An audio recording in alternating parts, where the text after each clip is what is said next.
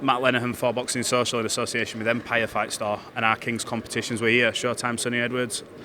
Sonny, how's things, mate? You just said life's hard off camera, but you seem to be doing quite well. Yeah, I mean, life's hard for everyone. Life's a struggle, tomorrow's not promised, trying to get through the days. Yeah. Look, in terms of getting through the days, obviously you've kept 2 feet in boxing ever since you've left the professional ring. You've invested a lot of time in young fighters and potential superstars. I spoke to Mr. Hollywood himself yesterday, Giorgio Visioli, and I said, I remember when Sonny came to me and says, look, interview him and Anto in Belfast. He is a completely different person in front of a camera now. Have you noticed a change in him from there? Obviously performances, he's been really good, but he's come out of his shell a bit more now in terms of how he addresses the media. He's sort of growing a bit into it a little bit. Well, he actually bought a course online, $6.99. It was the Showtime public speaking course, and yeah, he graduated with flying colours, and yeah, now he's taking stride to stride. Now, Giorgio's a great kid, a tremendously talented fighter. He is really enjoying the process. He is one of those fighters that outside of fighting, there's not too much to him. He's not really got the vices that most fighters have. He's not really got the habits, I guess. I don't know. He's almost like a robot. He's probably who you'd want to manage, to train, to promote, to be involved in. He's like AI. That comes on to my next question. So when I spoke to him and I said, look, when you have these highlight reel knockouts, he's had a lot of viral moments as well. The stuff with Kamal Morton went all over.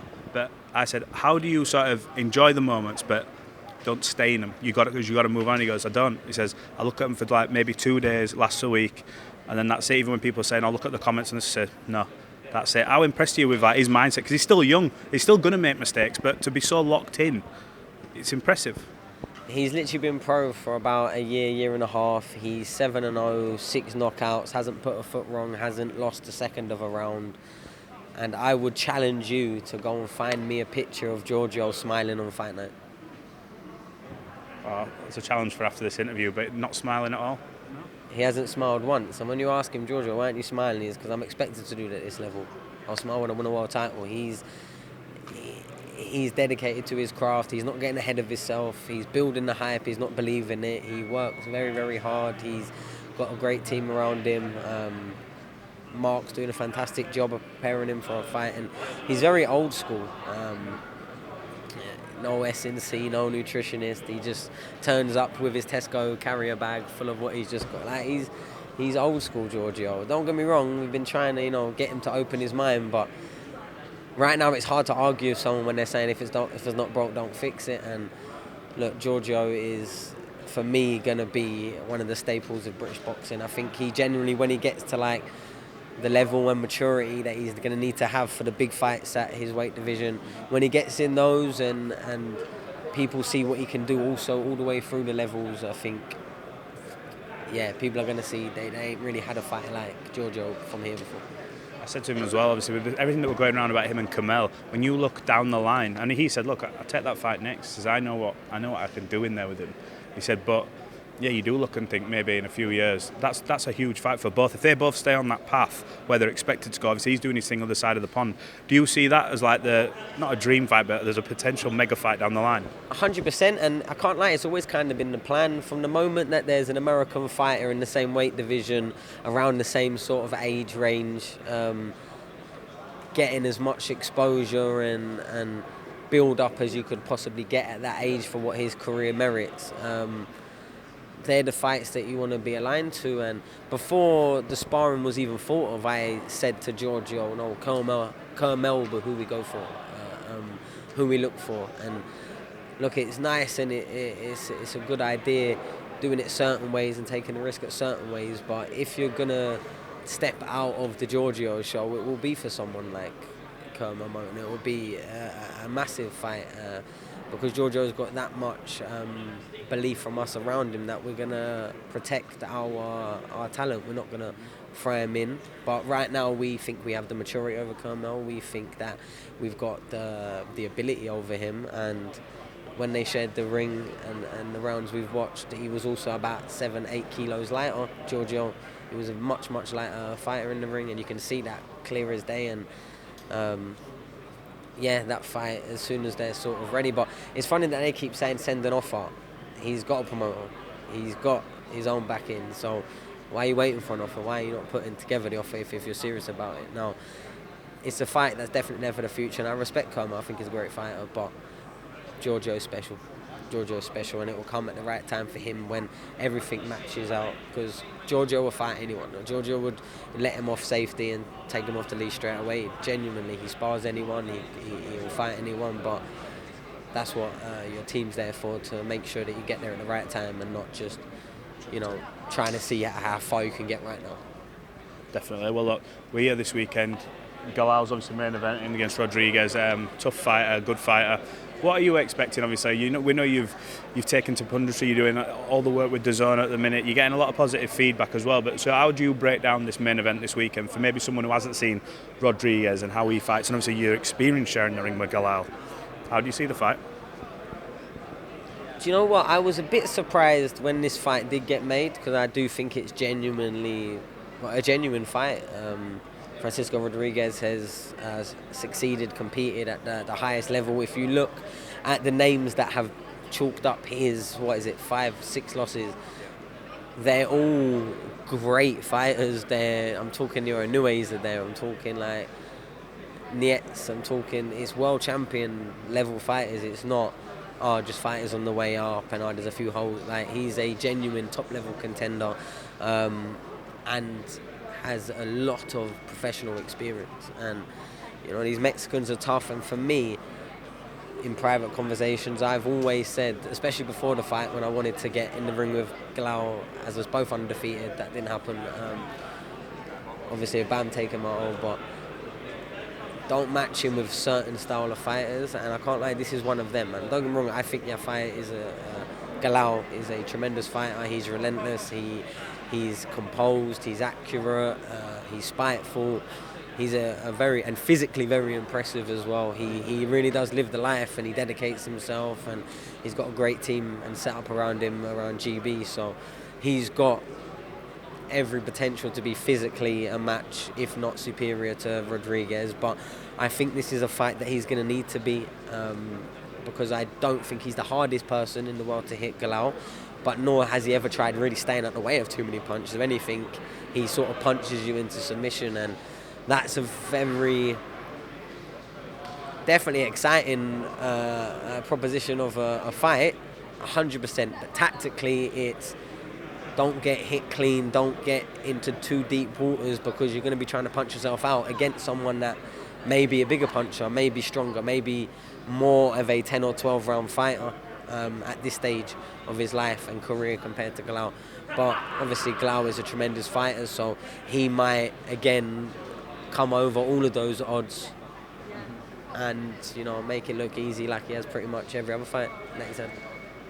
Well, look, let's pivot. Only got a couple more for you. It's Canelo Crawford press conference today. Been getting everyone's opinions on the fight. The move up in weight, the size of Crawford, are looking a bit bigger now, obviously, how it's going to translate fight night. What do you think happens? Honest opinion. I think naturally Canelo's the bigger man and been bigger for longer and been up to a bigger. But relatively from where they started out to where they are now, they weren't a million miles away from each other. But I think Canelo, maybe the naturally more thicker set fighter. But look, Crawford's never been beat. Crawford's special. Is he your pound for pound number one? Do you know, for me it's hard, because I know we like to do the 1 to 10 pound for pound, but for me there's brackets, and fighters go into them brackets and don't always stay there for too long. Sometimes they have 1, 2, like I think sound check. But like, I genuinely believe at some point I was in a bracket of fighters of top elite contenders, and I think I was there maybe for about a year or two. I think I was operating there, and I weren't there before, and I fell out of there, I think.